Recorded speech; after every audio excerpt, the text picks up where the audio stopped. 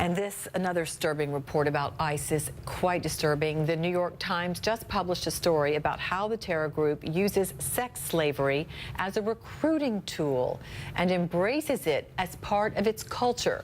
Listen as one rape victim who appeared on PBS Frontline describes the scars from her horrifying experience of rape by ISIS.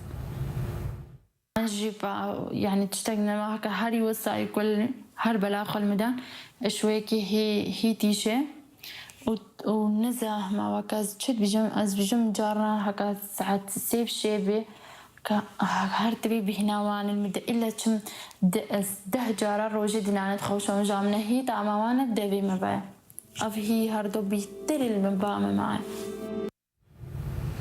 And we're learning there are so many victims like her. Earlier, I spoke with Colonel Cedric Leighton, a U.S. military intelligence veteran, about the culture of sex slavery within ISIS. I started our interview by asking him how the militant group justifies its actions.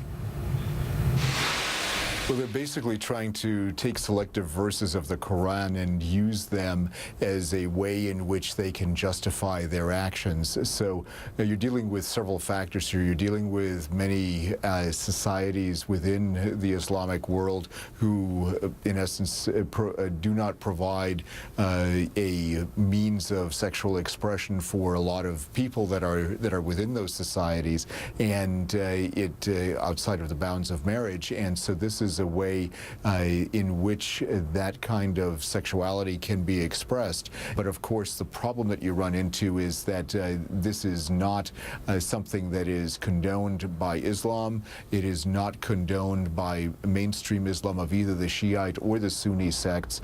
And it is one of those areas that where ISIS is really treading on some very thin ice in terms of theology when it does undertake these actions.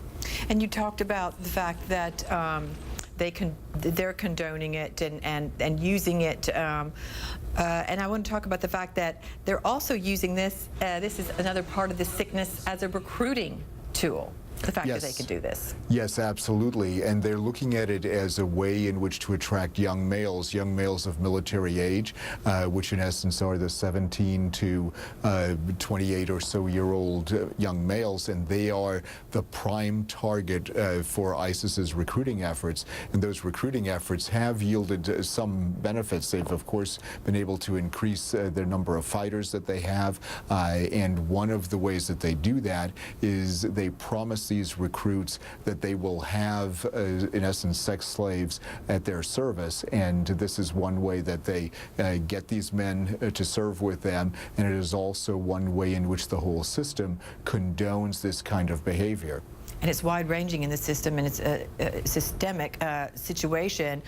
Human Rights Watch said of 105 women and girls a doctor had examined, she said 70 appear to have been raped in ISIS captivity. The bottom line is, when this is all over, and hopefully soon with ISIS, they could face crimes against humanity for this. That's correct. In fact, they could be brought in front of not only the International Court of Justice in The Hague, but also a special war crimes tribunal, such as we've seen in the case of the Bosnian and Serbian situations.